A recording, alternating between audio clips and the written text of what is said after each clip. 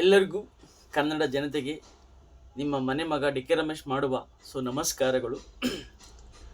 ಒಳ್ಳೆಯ ವಿಷಯನ ಯಾರಿಂದನಾದರೂ ಸರಿಯೇ, ಎಲ್ಲಿದ್ದರನಾದ್ರೂ ಸರಿಯೇ ತಗೋಬೋದು, ನಮಗೆ ಸ್ಫೂರ್ತಿಯಾಗಿ ತಗೋಬೋದು.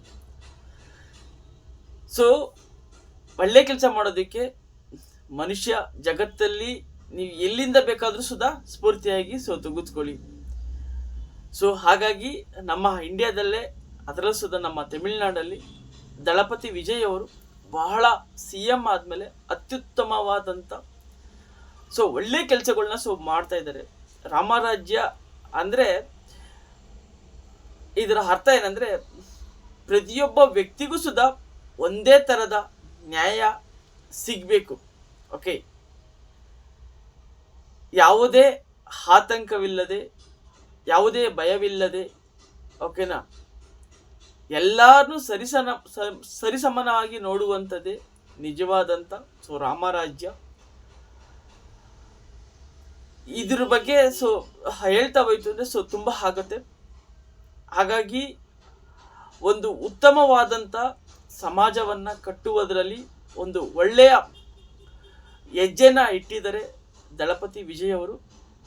ಬೆರಳಿಗೆ ಜನದಷ್ಟು ಈ ಥರ ಒಂದು ಒಳ್ಳೆ ಕೆಲಸವನ್ನು ಮಾಡ್ತಾ ಇದ್ದಾರೆ. ಅದರಲ್ಲಿ ಇವರು ಒಬ್ಬರು ಅಂತ ಹೇಳಿದ್ರೆ ತಪ್ಪಾಗಲಾರದು. ಓಕೆ, ಇವರು ಮಾಡಿರುವಂಥ ಒಳ್ಳೆಯ ಕೆಲಸಗಳ ಬಗ್ಗೆ ತಿಳಿಬೇಕು. ಓಕೆ, ತಿಳಿಸ್ಬೇಕು. ಯಾಕೆ ತಿಳಿಬೇಕು, ಯಾಕೆ ತಿಳಿಸ್ಕೋಬೇಕಂದ್ರೆ, ಅವ್ರು ಒಳ್ಳೆ ಕೆಲಸ ಮಾಡಿದಾಗ ಮಾತ್ರ ನಾನೊಂದು ಒಳ್ಳೆ ಕೆಲಸ ಮಾಡ್ಬೋದು ಅಂತ ಮನಸ್ಸಿಗೆ ಬರುತ್ತೆ. ಓಕೆನಾ, ಅದಷ್ಟು ಜನ ಆದರ್ಶವಾಗಿ ತೆಗೆದುಕೊಳ್ತಾರೆ, ಇನ್ನಷ್ಟು ಜನ ಅವ್ರ ಥರ ಒಂದು ಒಳ್ಳೆ ಕೆಲಸವನ್ನು ಮಾಡೋದಕ್ಕೆ ಸ್ಫೂರ್ತಿಯಾಗಿ ತೆಗೆದುಕೊಳ್ತಾರೆ. ಯಾವಾಗ ನಾವು ತಿಳ್ಕೊಂಡಾಗ ಮಾತ್ರ. ತಿಳಿದೇ ಇದ್ದಾಗ ಯಾರು ಏನು ಮಾಡ್ತಾರೆ ಅಂತ ಗೊತ್ತಾಗೋದಿಲ್ಲ. ಆ ಥರ ದಳಪತಿ ವಿಜಯ್ ಅವರು ಒಂದಷ್ಟು ಒಳ್ಳೆ ಕೆಲಸವನ್ನು ಮಾಡಿದ್ದಾರೆ. ಅದರಲ್ಲಿ ಒಂದೊಂದೇ ತಿಳ್ಕೊಳ್ತಾ ಬರೋಣ. ಮೊದಲನೇದಾಗಿ ಭ್ರಷ್ಟಾಚಾರ. ಓಕೆ, ಅವರು ಭಾಳಷ್ಟು ಘೋಷಣೆಗಳನ್ನು ಮಾಡಿದರು. ಓಕೆ, ಏನೇನೋ ಕೊಡ್ತೀನಿ ಅಂತ, ಅದಕ್ಕೆ ದುಡ್ಡೆಲ್ಲಿಂದ ನೀವು ಫಂಡ್ ಮಾಡ್ತೀರಾ ಅಂದರೆ, ನಾವು ಫಸ್ಟು ಮೊದಲು ನಿಲ್ಲಿಸದೆ ಭ್ರಷ್ಟಾಚಾರ ಅಂತ. ಅದಕ್ಕೆ ಒಂದು ಒಳ್ಳೆ ಕಾನೂನು ತಗೊಬಂದಿದ್ದಾರೆ. ಯಾರು ಭ್ರಷ್ಟಾಚಾರ ಮಾಡ್ತಾರೆ, ಲಂಚ ತೆಗೆದುಕೊಳ್ತಾರೆ ಅಂಥವ್ರಿಗೆ ಹಿಡಿದು ಅಂದರೆ ಹೇಳಿ ನಮ್ಗೆ ಇನ್ಫಾರ್ಮ್ ಮಾಡಿದ್ರೆ 1 ಲಕ್ಷ ಬಹುಮಾನ ಅನ್ನೋದನ್ನು ಕೊಡ್ತೀನಿ ಅಂತ ಹೇಳಿದ್ದಾರೆ. ಇದೊಂದನ್ನು ಘೋಷಣೆ ಮಾಡ್ತಿದ್ದಂಗೆ 50-60% ಭ್ರಷ್ಟಾಚಾರ ಅನ್ನೋದು ನಿಂತೋಗಿದೆ. ಇದು ನಿಜವಾಗ್ಲಂತೂ ಒಂದು ರಾಜ್ಯ, ಒಂದು ದೇಶ ಡೆವಲಪ್ಮೆಂಟ್ ಆಗಬೇಕಂದ್ರೆ ಫಸ್ಟು ನಿಲ್ಬೇಕಾದ್ರೆ ಭ್ರಷ್ಟಾಚಾರ. ಅದರಲ್ಲಿ ಇವರು ಮೊದಲನೇ ಹೆಜ್ಜೆಯಾಗಿ ಇದನ್ನು ತೆಗೆದುಕೊಂಡಿದ್ದಾರೆ. ಒಂದನೇದು.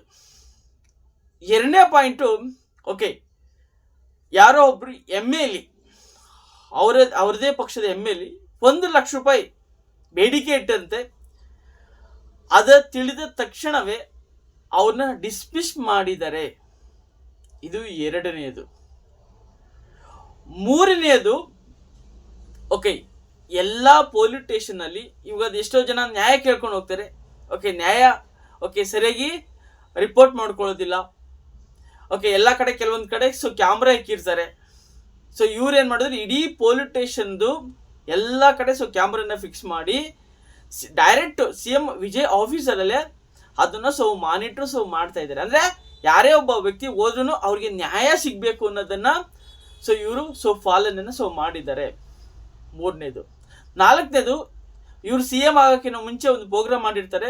40-42 ಜನ ಸತ್ತೋಗಿರ್ತಾರೆ. ಅವ್ರಿಗೆಲ್ಲರಿಗೂ ಕರೆಸಿ ಸ್ವಾಂತನ ಹೇಳಿ ಎಲ್ಲರಿಗೂ ಅವ್ರಿಗೆ ಒಂದು ಗೌರ್ಮೆಂಟ್ ಕೆಲಸವನ್ನು ಕೊಡಿಸಿದ್ದಾರೆ. ನಿಜ, ಇದೇ ತಾನೇ ಕಾಳಜಿ. ಅವ್ರಿಗೆ ದುಡ್ಡು ಕೊಡೋದಕ್ಕಾಗೋದಿಲ್ಲ, ಆದರೆ ಅವರು ಬದುಕನ್ನೇ ಕಟ್ಕೊಟ್ಬಿಟ್ರೆ ಸಹಾಯ ಗಂಟ ನೆನ್ಕೊಳ್ತಾರೆ. ಓಕೆ, ಹಾಗಾಗಿ ಅವ್ರಿಗೆ ಗೌರ್ಮೆಂಟ್ ಕೆಲಸವನ್ನು ಕೊಟ್ಟಿದ್ದಾರೆ. ಜೊತೆಲಿ ಪ್ರೈವೇಟ್ ಸ್ಕೂಲ್ ತುಂಬ ಇಂಪಾರ್ಟೆಂಟು. ರಾಜಕಾರಣಿ ಮಕ್ಕಳು ಎಲ್ಲರೂ ಪ್ರೈವೇಟ್ ಸ್ಕೂಲ್ಗೆ ಆಗ್ತಾಯಿದ್ರು. ಒಂದು ಕಾನೂನ ತಗೊಬಂದರು. ಯಾರೆಲ್ಲ ರಾಜಕಾರಣಿ ಮಕ್ಕಳಿದ್ದಾರೆ ಇವರು ಎಲ್ಲರ ಮಕ್ಕಳು ಗೌರ್ಮೆಂಟ್ ಸ್ಕೂಲಲ್ಲೇ ಓದಬೇಕಂತ. ನಿಜವಾಗ್ಲೂ ಇದನ್ನು ಅಪ್ರಿಷಿಯೇಟ್ ಮಾಡಲೇಬೇಕಾಗ್ತದೆ. ನಮ್ಮೂರು ಗೌರ್ಮೆಂಟ್ ಸ್ಕೂಲ್ಗೆ ಗೋರ್ಮೆಂಟ್ದು ಓಕೆ ಒಂದು ಟಾಯ್ಲೆಟ್ ಇಲ್ಲ ಅಂತ ನಾನು 6 ತಿಂಗಳಿಂದ ಹೋರಾಟ ಮಾಡ್ತಾ ಇದ್ದೀನಿ. ನಮ್ಮ ಮಾಸ್ಟ್ರು 1 ವರ್ಷದಿಂದ ಕಂಪ್ಲೇಂಟ್ ಕೊಡ್ತಾ ಇದ್ದಾರೆ, ಒಂದು ಬಾತ್ರೂಮ್ ಮಾಡಿಸೋದಕ್ಕಾಗೋದಿಲ್ಲ. ಬಟ್ ವಿಜಯ್ ಅವರು ಏನು ಅತ್ಯುತ್ತಮ ಒಳ್ಳೆ ಕೆಲಸ ಮಾಡಿದ್ದಾರೆ ಅಂದರೆ, ಓಕೆ ಯಾರು MLA ಮಕ್ಳು ಇರ್ತಾರೆ, ರಾಜಕಾರಣಿ ಮಕ್ಳು ಇರ್ತಾರೆ, ಓಕೆ ಆಫೀಸರ್ ಮಕ್ಳು ಇರ್ತಾರೆ, ಎಲ್ಲರೂ ಸುಧಾ ಗೌರ್ಮೆಂಟ್ ಸ್ಕೂಲಲ್ಲೇ ಓದಬೇಕು ಅಂತ ಒಂದು ರೂಲನ್ನು ತಗೊಬಂದಿದ್ದಾರೆ. ಸೊ ಎಲ್ಲ ರಾಜಕಾರಣಿ ಮಕ್ಕಳು ಸ್ಕೂಲ್ಗೆ ಬಂದಿದ್ದೇ ಆದಲ್ಲಿ, ಗೌರ್ಮೆಂಟ್ ಸ್ಕೂಲ್ಗೆ ಬಂದಿದ್ದೇ ಆದಲ್ಲಿ, ಅವಾಗ ಗೌರ್ಮೆಂಟ್ ಸ್ಕೂಲ್ ಏನಿಲ್ಲ, ಓಕೆ ಉತ್ತಮವಾದಂಥ ಎಜುಕೇಷನ್ಸು ಏನು ಬೇಕೋ ಅದನ್ನೆಲ್ಲ ಡೆವಲಪ್ಮೆಂಟ್ ಆಗುತ್ತೆ. ಇದು ಉತ್ತಮವಾದಂಥವನ್ನು ಕೆಲಸವನ್ನು ಮಾಡಿದ್ದಾರೆ. ಇವತ್ತು ರಾಜಕಾರಣಿ ಮಕ್ಕಳು ಗೌರ್ಮೆಂಟ್ ಸ್ಕೂಲ್ಗೆ ಬರೋತರಾಗಿದೆ. ಗೌರ್ಮೆಂಟ್ ಸ್ಕೂಲು ಡೆವಲಪ್ಮೆಂಟ್ ಆಗುತ್ತೆ.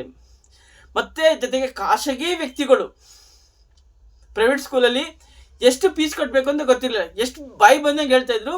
ಅದಕ್ಕೊಂದು ರೂಲನ್ನು ಮಾಡಿದ್ದಾರೆ. ಈ ಮಕ್ಕಳಿಗೆ ಇಷ್ಟೇ ನೀವು ಫೀಸನ್ನು ತಗೋಬೇಕಂತ ಪಬ್ಲಿಕ್ ಮಾಡಬೇಕು ಅಂತ ಒಂದು ರೂಲನ್ನು ತಗೊಬಂದಿದ್ದಾರೆ. ತಾಯಿ ತಂದೆಗೆ ನನ್ನ ಮಕ್ಕಳಿಗೆ ಇಷ್ಟು ಫೀಸನ್ನು ಕಟ್ಟಬೇಕು ಅನ್ನೋದು ಒಂದು ಕ್ಲಿಯರ್ ಆಗಿ ಅರ್ಥವಾಗಿದೆ. ನೋಡಿ, ಹೇಳ್ತಾ ಹೋಯ್ತು ಅಂದರೆ ಎಷ್ಟೆಷ್ಟು ಒಳ್ಳೆ ಕೆಲಸಗಳನ್ನ ಮಾಡ್ತಾ ಇದ್ದಾರೆ. ಜೊತೆಗೆ ಓಕೆ ಇವರೇ ಡೈರೆಕ್ಟಾಗಿ ಹೋಗಿ ಓಕೆ ಗೌರ್ಮೆಂಟ್ ಹಾಸ್ಪಿಟಲಲ್ಲಿ ಓಕೆನಾ ಏನು ಡಾಕ್ಟ್ರು ಬರ್ತಾ ಇಲ್ವಾ ಅಂತ ತುಂಬ ಖುದ್ದಾಗಿ ಮಾನಿಟರ್ನ ಮಾಡ್ತಾ ಇದ್ದಾರೆ. ಅಂದರೆ ಒಬ್ಬ ರಾಜಕಾರಣಿ ಆದಂಥ ವ್ಯಕ್ತಿ ಓಕೆ ಜನರನ್ನ ಮನಸ್ಥಿತಿಯನ್ನು ಅರ್ಥ ಮಾಡಿಕೊಂಡ್ರೆ ಯಾವ ಥರ ಎಲ್ಲ ಕೆಲಸ ಮಾಡ್ಬೋದು ಅನ್ನೋದಕ್ಕೆ ವಿಜಯ್ ಅವರು ಬಹಳ ಅತ್ಯುತ್ತಮವಾದಂಥ ಅವರ ಕೆಲಸದ ಶೈಲಿ ಮುಖಾಂತರ ಮಾಡ್ತಾ ಇದ್ದಾರೆ. ಜೊತೆಗೆ ಕಲಬೆರಕೆಗೆ ಫುಲ್ಲು ಆದ್ಯತೆನ ಕೊಟ್ಟಿದ್ದಾರೆ. ಓಕೆನಾ, ಕಲಬೆರಕೆ ಮಾಡಬಾರ್ದು, ಜನಗಳದ್ದು ಆರೋಗ್ಯ ಹಾಳಬಾರ್ದು ಅಂತ ಯಾರೆಲ್ಲ ಕಲಬೆರಕೆ ಮಾಡ್ತಾ ಇದ್ದಾರೆ ಅದ್ರ ಬಗ್ಗೆ ಕಠಿಣವಾದಂಥ ಕ್ರಮವನ್ನು ತೆಗೆದುಕೊಂಡಿದ್ದಾರೆ. ಅದ್ರ ಜೊತೆಲಿ ಇನ್ ಟೈಮ್ಗೆ ಬರಬೇಕು. ಭಾಳಷ್ಟು ಜನ ನಮ್ಮ ಕರ್ನಾಟಕದಲ್ಲಿ ತೆಗೆದುಕೊಂಡ್ರೆ ಅವ್ರು ಎಷ್ಟು ಗಂಟೆಗೆ ಬರ್ತಾರೆ, ಎಷ್ಟು ಗಂಟೆಗೆ ಹೋಗ್ತಾರೆ ಅನ್ನೋದು ಗೊತ್ತಿಲ್ಲ, ಬಂದು ಎಷ್ಟು ಕೆಲಸ ಮಾಡ್ತಾರೆ ಅನ್ನೋದು ಗೊತ್ತಿಲ್ಲ. 1 ಅವರ್ ಕೆಲಸ ಮಾಡ್ತಾರೆ, 2 ಅವರ್ ಕೆಲಸ ಮಾಡ್ತಾ ಇದ್ದಾರೆ ಅಂತ ಗಂಟೆ ಹೊಡಿ ಸಂಬಳ ತಗೋಂತ. CM ವಿಜಯ್ ಅವರು ಓಕೆ ಏನು ಪಾಲನೆ ಮಾಡ್ತಾ ಇದ್ದಾರೆ ಅಂದರೆ, ಅವರು ಇನ್ ಟೈಮ್ಗೆ ಬರ್ತಾ ಇದ್ದಾರೆ, ಇನ್ ಟೈಮ್ಗೆ ಮನೆಗೆ ಹೋಗ್ತಾ ಇದ್ದಾರೆ. ನಿಜವಾಗ್ಲೂ ಇವರು ಒಬ್ಬ ಮಾಡೋದನ್ನು ನೋಡಿ ಪ್ರತಿಯೊಬ್ಬರು ಸುಧಾ ಅದನ್ನು ಫಾಲೋ ಮಾಡ್ತಾರೆ. ನಾವು ಸುಧಾ ಇನ್ ಟೈಮ್ಗೆ ಬರಬೇಕನ್ನೋದನ್ನು ಒಂದು ಡಿಸಿಪ್ಲಿನನ್ನು ಕಲ್ತ್ಕೊಂಡಿದ್ದಾರೆ. ನಿಜವಾಗ್ಲೂ ಒಂದು ಖುಷಿಯಾಗುತ್ತೆ ನೋಡಿ. 10 ಒಳ್ಳೆ ಕೆಲಸ ಮಾಡಿದಾಗ ಓಕೆನಾ, ನಾವು ಯಾವಾಗಲೂ ಅಂಥವ್ರನ್ನ ಸಪೋರ್ಟ್ ಮಾಡಬೇಕಾಗತ್ತೆ, ಅದನ್ನು ನಾವು ಅಳವಡಿಸ್ಕೋಬೇಕಾಗತ್ತೆ. ನಿಜವಾಗ್ಲೂ ಒಂದು ಮಾದರಿ ರಾಜ್ಯವಾಗಿ ಮಾಡ್ತಾ ಇದ್ದಾರೆ. ಇವತ್ತು ದೇಶ ವಿದೇಶದೆಲ್ಲ ಇವತ್ತು ತಿರುಗಿ ನೋಡೋ ಥರ ಮಾಡಿದ್ದಾರೆ.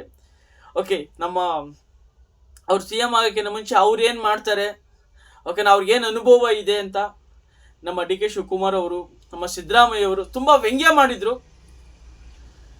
ಇವತ್ತು ಓಕೆ ಅಂತ ಕಾಂಗ್ರೆಸ್ ಪಕ್ಷ ಅವ್ರ ಜೊತೆ ಕೈಯನ್ನು ಜೋಡಿಸ್ತಿದೆ, ಅತ್ಯುತ್ತಮವಾದಂಥ ಕೆಲಸವನ್ನು ಮಾಡ್ತಿದೆ. ಅದರಲ್ಲಿ ಒಂದು 2% ನಮ್ಮ ಕರ್ನಾಟಕದ ರಾಜಕಾರಣಿಗಳು ಅಳವಡಿಸ್ಕೊಂಡಿದ್ಯಾದಲ್ಲಿ ಓಕೆ ಮುಂದೆ ಒಂದಿನ ನಮ್ಮ ಕರ್ನಾಟಕದಲ್ಲಿ ಇದು ಬಂದೇ ಬರ್ತದೆ. ಪರಿವರ್ತನೆ ಜಗದ ನಿಯಮ. ಓಕೆನಾ, ಸ್ವಲ್ಪ ಟೈಮ್ ಬೇಕಾಗುತ್ತೆ ಅಷ್ಟೇ. ಟೈಮ್ ಬಂದರೆ ಎಲ್ಲ ತಾನಾಗೆ ಆಗುತ್ತೆ.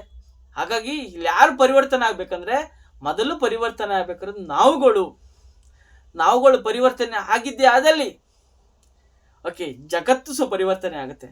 ಓಕೆನಾ, ನಾವು ಫಸ್ಟು ಲಂಚ ಎಲ್ಲಿಂದ ಸ್ಟಾರ್ಟ್ ಆಗುತ್ತೆ, ಅವರು ನನಗೆ 500 ರೂಪಾಯಿ 1000 ರೂಪಾಯಿ ಕೊಡೋದ್ರಿಂದ ಸ್ಟಾರ್ಟ್ ಆಗುತ್ತೆ.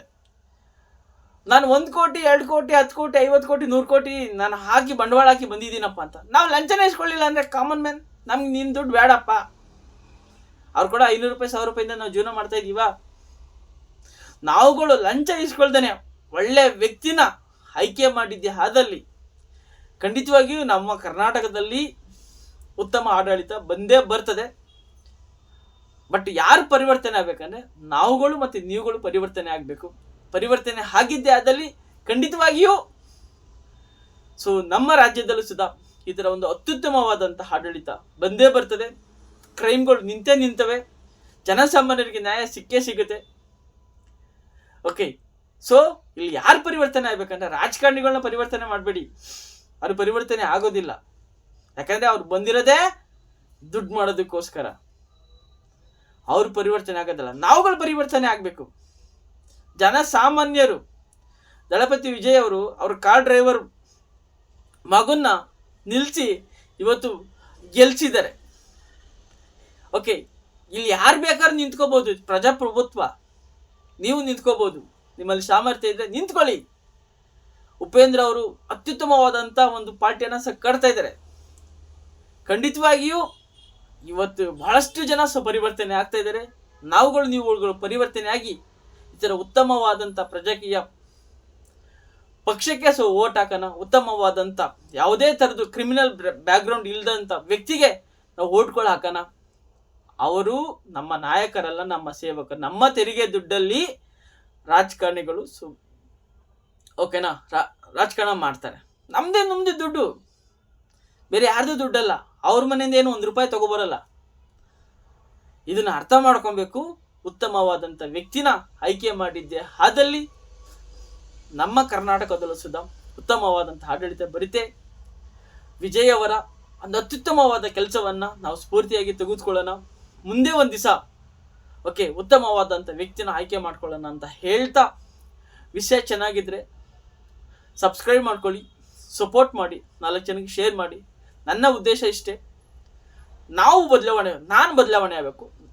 ನಮ್ಮ ಅಕ್ಕಪಕ್ಕದ ವ್ಯಕ್ತಿಗಳನ್ನ ಪರಿವರ್ತನೆ ಮಾಡಬೇಕು. ನಾನು ಪರಿವರ್ತನೆ ಆಗದೇನೆ ಓಕೆನಾ, ಬೇರೆ ನೀವು ಪರಿವರ್ತನೆ ಆಗಿದ್ರೆ ಅದು ತಪ್ಪಾಗ್ತದೆ. ಹಾಗಾಗಿ ಪರಿವರ್ತನೆ ಯಾರಿಂದ ಸ್ಟಾರ್ಟ್ ಆಗಬೇಕಂದ್ರೆ ಅದು ನನ್ನಿಂದನೇ ಸ್ಟಾರ್ಟ್ ಆಗಬೇಕು ಅಂತ ಹೇಳ್ತಾ ನನ್ನ ಮಾತನ್ನು ಮುಗಿಸ್ತಾ ಇದ್ದೀನಿ. ಸಬ್ಸ್ಕ್ರೈಬ್ ಮಾಡ್ಕೊಳ್ಳಿ, ಸಪೋರ್ಟ್ ಮಾಡಿ. ಸೊ ವಿಷಯ ಚೆನ್ನಾಗಿದ್ರೆ ಕಮೆಂಟ್ ಮಾಡಿ ಅಂತ ಹೇಳ್ತಾ ನನ್ನ ಮಾತನ್ನು ಮುಗಿಸ್ತಾ ಇದ್ದೀನಿ. ಜೈ ಹಿಂದ್, ಜೈ ಕನ್ನಡ ಮಾತೆ. ಎಲ್ಲರಿಗೂ ನಮಸ್ತೆ, ಒಂದೇ ಮಾತರಂ.